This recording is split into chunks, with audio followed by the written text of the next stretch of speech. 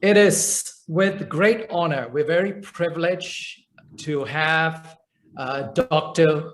Hugo Chan. He is the national president of FGB Hong Kong, and his title is Using Our Whole Households as Mission Centers. Just share. Dr. Chan is national president of Full Gospel Businessmen's Fellowship International in Hong Kong, founding elder of Praise Assembly Church in Hong Kong, and a member of the board of trustees of the Oral Roberts University in US. Dr. Chan is married to Yuan, and they have 3 daughters, Rebecca, Anna, and Esther. Okay, Dr. Hugo Chan, in his 40 years of legal practice in Hong Kong and China, has built strong trusting relationships.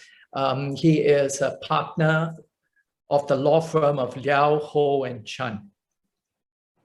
He is the appointed attesting officer by the Ministry of Justice of China, and also served as the appointed member of the Chinese People's Political Consultative Conference of Shenzhen, China, and a member of the election committee of the Chief Executive of Hong Kong.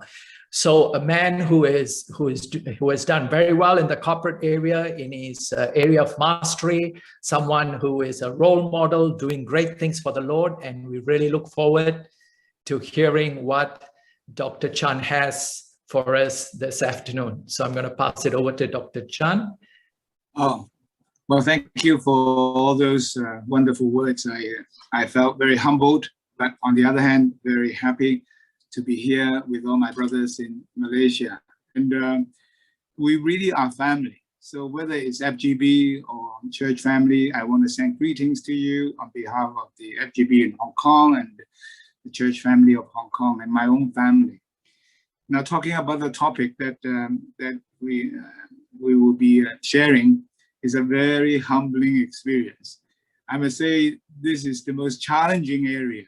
How do you pass your legacy to your next generation unless you actually manage your household properly? It's really, as far as I'm concerned, it's a history and a journey of brokenness, but exceeding joy. People ask, do you have a fulfilling marriage? I'm not quite sure how to ask because there are so many unmet expectations. But are you happy? Yes. Very blessed? Yes. Because happiness, and especially the joy of the Lord, depends on how you go before the Lord. Even as late as recent as yesterday, I spent no less than 4 hours having to ask my wife for forgiveness and listen to her, because there are things that I have somehow not managed to do in the last 40 years. And I thought I was doing it, and yet still I need to work on it. But it all ends well, and it ends good. So thank the Lord, and thank you, brothers, especially in Malaysia, in organizing this. And also some of the brothers and sisters from different parts of the world. Well, today I want to share with you what it means to be using our households as mission centers. In other words, how do you train your household and how do you send forth your household? It's a topic that we have been, as a group, every Wednesday night been discussing. For your information, for the last 4 years, I have been able and very blessed to be able to walk with a group of leaders who are now bringing us back to the way that Christ and his early apostles, the way they established people as disciples, the way they did church in the first 300 years. I must say is very, very different from the paradigm and the way we do things today. We have deviated and departed from the first 300 years model. But thank the Lord that there are people who are helping us to go back to it. So while we were on the Wednesday night discussing with this group, we actually now originally had one group, but we now would share in 4 different subgroups. So the process of multiplication is going on. we need a very serious and ordered study of these things, and yet it must be simple, repeatable, and transferable. Unless we can do it even within our own family, we cannot really influence the world. So I can happily report to you that today I share a little bit about the journey that I have taken, not just having family, but how I can see that family, in fact, is the key and the most crucial factor in accomplishing the Great Commission. Because we used to think, oh, Great Commission, oh, you join a mission agency, if you're young and mobile, you are, like my 3 daughters, they went on the so-called mission field. But today, I think differently. I think the mission field is at home. Unless we are able to train and send people at home, what do we have when we go to another city or another place as an example to them? Because everyone now with COVID-19 is now enjoying or tolerating, depending on how you see it, family life. And I believe God wants us to really rethink and having a reset of all our priorities, whether you are a household leader, fellowship leader, or church leader. Full Gospel, of course, FGB is given a global mandate of the Great Commission. But the Great Commission is 3 mandates. You go and make disciples of nations. Of course, you go from nation to nation, from city to city. But the second mandate is baptizing people in the name of Father, Son, and Holy Spirit. That's a family in heaven. And church is his family on earth. How do we do this?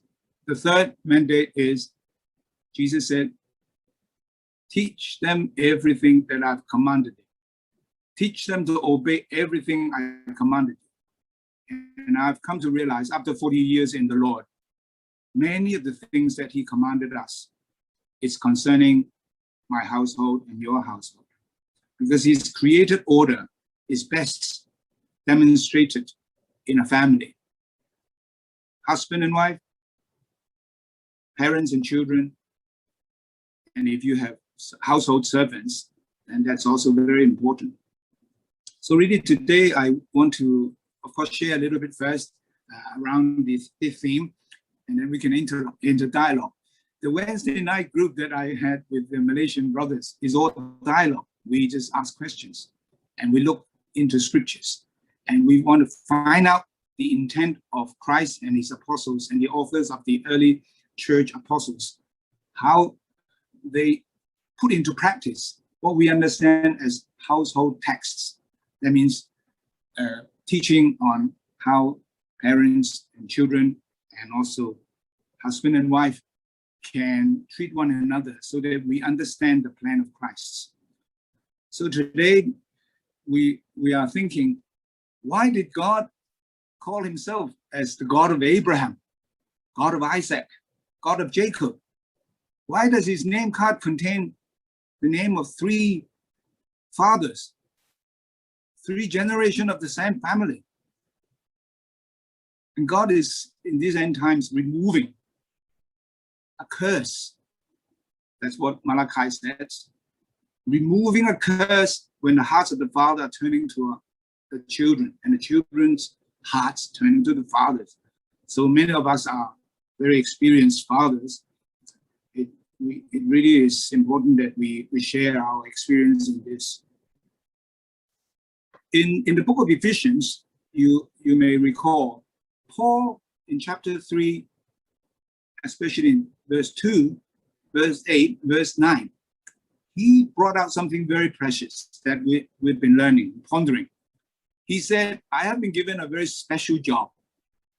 I've been given the administration or stewardship of God's household. And the word stewardship actually means 2 words in Greek. Oikos, nomos. Oikos, nomia means household law or household order. And he said, I'm making plan. This plan, actually it refers to the plan of Christ. I want everyone to understand, as I have been given to understand by Christ, never before, hidden from all the ages. Nobody else understood it except me. Now I'm telling you very plainly. God has a plan. His plan is the church, because verse 10 in chapter 3 said, through the church, powers and principalities in the heavens and on earth will know the manifold of wisdom. Not political system, not education system, not media, not knowledge, but the family of God, which is the church. So it's wonderful revelation, but how do you implement it?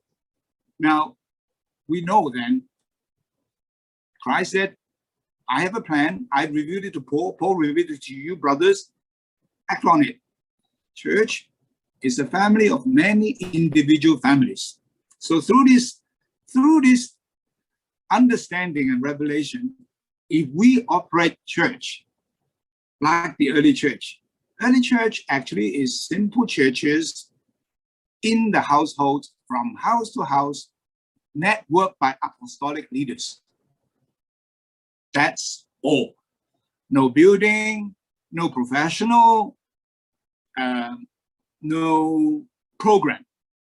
House to house, town to town, city to city, nation to nation. How do you do it? You live it out. So church is the household, the family of God, and the family consisting of many individual families. And how do we set our family in order? I've been learning this, and I've been really, I tell you, as late as recent as yesterday, I'm still learning it, but I must also tell you that it's workable. For 40 years, I have never experienced something as wonderful as yesterday. My 13-year-old daughter asked me out for a date. I tell you, this is the most satisfying thing for a 13-year-old to ask a 66-year-old to come out for a meal, wanting to tell me things that she doesn't feel very relaxed to tell her parents.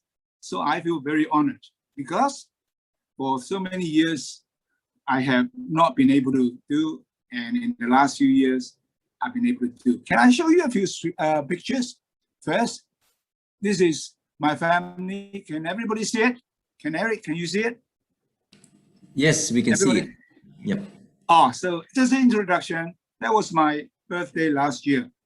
My beautiful wife, my 3 daughters, and my eldest was behind me, Rebecca, who married to Matthew. And then right in front of me is my youngest daughter, Esther, who was called to go to China. Rebecca went to the Middle East. And on my far right is Anna, who went to Africa for mission for years. They all come back. The wonderful thing is, it really is a miracle. They have all come back and live on the island of Marwan, where you heard of the Noah's Ark theme park, operated now by my son-in-law, the one who married my eldest. And they all live on the same street, and they're all producing children. They have become a village, a community, and practicing somehow what I cannot even imagine many years ago. And now they're all around there. So that's one picture. And then I would like to share with you, because of the so-called the first principles of Christ that I've been learning to do with my church leaders, my FGB brothers, like in Wednesday night with Malaysian brothers. But the most satisfying is to be able to do it with my mother and my brother and his family. You see, this is a picture taken a year ago when I started after dinner on a Monday night, when my mother was there, because I'm so blessed. I'm now living with 4 households, next door to my mother, next door to my brother, who has 2 boys, and my sister and her husband. So 4 households with my beautiful wife. It's practicing the family of families. But a year ago, I started to do some Socratic discussion including what we are discussing. And 14-year-old Jasper, the one next to me, after several months, he said, "Uncle Hugo, my mind was open. I now understand what are the principles of the world and what are the principles of Christ. Thank you for making me think." So that's the result of looking at the family with a different perspective. And now on a Monday or Tuesday afternoon, every week, I tell you, there's nothing more satisfying than gathering Jasper, that 15-year-old, and my 13-year-old granddaughter, and discuss about what we are discussing even today. I think we are more or less on the same topic this week. So let me continue using our household as a mission center for training our household and sending them to accomplish the Great Commission. While we do that, I really believe that we will take part in the Great Commission even more effectively, because nothing works better than example. We may have a vision, but if we only go out and not work at the family, it's not sustainable. Family is supposed, under the plan of God, He blessed us so that we would go forth and multiply, and we will fill and subdue the earth. So the plan is multiplication. There's nothing more easier than simple family multiplication, because that's what we do. I have one wife, I have 3 daughters, and they produce 5 children. Actually, number 6 is coming along. And then we are intergenerational, and intentionally, I'm now training the 3rd generation. What joy it is. Never occurred to me, because I used to not being able even to tell people what year my daughters were at school, because I'm busy planting churches and busy evangelizing the world and going to the nations and eating durian in Malaysia and preaching the gospel. And I don't see my daughters enough. So now I'm repenting. You know, that's the early church, really. The Great Commission is accomplished in the first several hundred years by multiplication of simple household churches and eldership that arose out of household experience. If you look at the New Testament, Titus and 1 Timothy, qualification of elders are mostly character and household leadership. Today, God is restoring that to its original design. So what is the purpose of family? I really believe the main purpose is to pass my faith and my DNA and my values to the next generation. I can share a little bit about the experience and the struggles that my daughters went through. But that's how it works. So how do we leave a legacy to the next generation? I'm learning every day. But Genesis 1:8, as I mentioned, 1:28, Genesis, the family is to go forth and multiply, fill the earth, subdue the earth. That means we have to manage it. Not like managing matters, but leading people, envisioning them. So to me, the greatest gift today that I can give to my family and my children is my faith and the vision, but also in the plan of God. Now I'm beginning to tell them Christ has a plan. The plan is the church. The church is not just big gathering. It may include that. It's not big worship or big money. But you, the plan is your family. And you can also impart the same thing to your children. So that's a little bit about my personal background and testimony. And to me now, family is the greatest source of joy. I don't need to do another meeting. I don't need another title. But I need my wife to say, "You are a good husband. You are my best friend." And my daughter to say, "Dad, you're not perfect, but you're my hero." So that's a little bit of my struggle. A little bit about my marriage, because my marriage to Uni is a clash of two cultures. She was brought up in England since the age of 4. So in my home is the East meeting the West, even though that she says she's a banana because she's yellow, but she's white inside. But with the love of God, we have gone through 40 years. We just celebrated 40 years of our marriage, and we were sharing some of the things that we were learning in the dinner the other month. And I have no time to go into all the details, but I walk through my marriage with a lot of brokenness and humility, because I may think that I know what to do. In fact, I don't. It's a journey, but I'm learning, and I'm learning how Christ is to love the church, laying down his life. And I think the 9 verses in Ephesians 5 have spoken a lot to me in the recent 2 years, because we're studying it, discussing it with brothers every day, every week. And as part of our returning to the way of Christ and his apostles about household. So I learned one thing, brothers and sisters, my wife also learning. Every woman, or the majority of all the ladies who are married, they would tell you that they have a love tank, a tank, like a petrol tank, a tank that is love, and their value is love and value tank. Sometimes it's empty. And my wife is saying that she learned that the only person that can fill up that tank in the whole universe is you. You are the husband, only you. So what is it that we can do as husband? Because if we work out our marriage good, our children are easy. If we don't work out our marriage, it's very, very challenging, because we are not an example to them. So my wife has been telling you that 3 things. If we find out ways to make her feel that she is the priority, apart from the Lord, over my work, over my ministry, over my money, over my time, then that's number 1. That would fill her tank. Number 2, ask lots of questions so that you find out what is most important to her, what interests her, what is valuable to her. Very different from me, very different from the men. Unless I ask lots of questions, she doesn't even know. So, I've been learning that.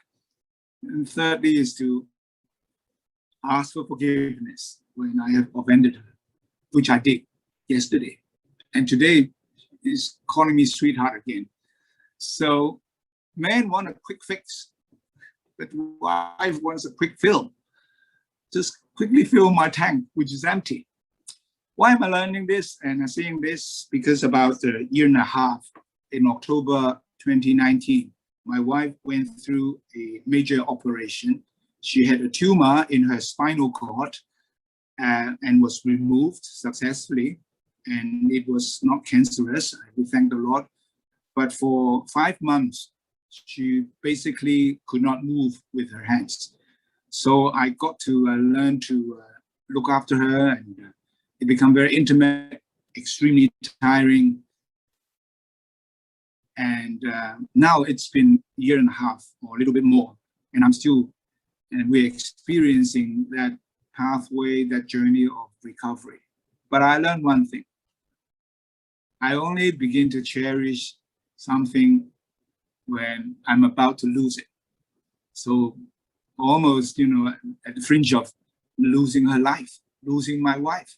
But then making wife happy is a happy life. Happy wife, happy life. Marriage is the way of the cross. It's a pathway to happiness. So I do have a happy life because sometimes I make my wife happy, and it's my job. You see, as husbands, learning to love the wives, of course, we have to sometimes remind them, you need to also appreciate and also admire us. Otherwise, other ladies would admire us. So you need to appreciate the husband and also accept us, the way that we are, and we cannot change. No matter what you say, only God will change us. But learning to love the wife is very satisfying. And it's also very frightening. Many, many years ago, one of my daughters actually said this to me. She said, "Dad, the way you treat my mother is the way I would treat myself." The way you treat my mother is the way I would treat myself. It's very frightening. In other words, if I don't love my wife, she won't love herself. She would abuse herself. What a responsibility. So, yeah, marriage is full of unmet expectations, not perfect, but can be very, very joyful. And all depends on this understanding, the understanding and design and the spirit of marriage. Because now more and more I understand the plan of Christ is to establish his church through the church to reveal his glory. And church is a family of many families. So every household, including yours and mine, we shall serve the Lord, accomplish the Great Commission there. And with a stable marriage in Christ, we can pass our faith to our next generation, not by talking, but by example. One of my daughters actually also wrote to me, she said, "Dad, I used to think you and Mom are crazy, but now I understand. I've become like you." So she went and studied in Egypt and became a missionary to the Middle East. So in our marriage, this is what we can do. We live as an example, but by also laying down our life. I've learned only in the last, recent maybe 2 years, how to listen to the wife, listen to our children. So give time to listen to them. And as father, as husband, our job is to do everything to bring them to greater maturity, and not preaching at them, but listening to them. And that they will grow. You would bring forth life in them. So I've learned also one thing, because man shall leave his parents and cleave with his wife. That's what Genesis says. Cleaving, the original word actually means pursue hard. We have to pursue them. That's why I date my wife, and I date my 3 daughters ever since they were children. I still date, them. My eldest is 38. She still asks for dates. And now I'm dating my grandchildren. And now I have sons too. The sons-in-law, I have to date them too, but the ladies are the priority. And be interested in what they do. And my 13-year-old granddaughter, Elizabeth, I call her Beth. She was baptized this last Sunday, and she gave her testimony. And yesterday she asked me out for a date. A year ago, I started to pray for her and wanting to do Socratic discussions with her. But in those days, you ask one question, she answered one question. She was looking at her phone and she would hardly look at you. Yes, yes. But after pursuing her for a few months, one day she said, because I try and ask questions, listen to her. She said, "Gong Gong, you're not too bad. You don't talk down to me. You're not patronizing. I think you're okay." So today, I'm so delighted that she began to even ask me and tell me things. So our job as father and husband is to bring joy to the family. I am the CEO of my family. I'm the chief entertainment officer. I am their toy and I'm their joy. Because the joy of the Lord is faith and is trusting in the Lord, resulting in healing and also in strength. And our children would model on our faith and joy as we trust the Lord and live joyfully. Just a little bit about my 3 daughters. One of my daughters had a more difficult time. because somehow not as easy.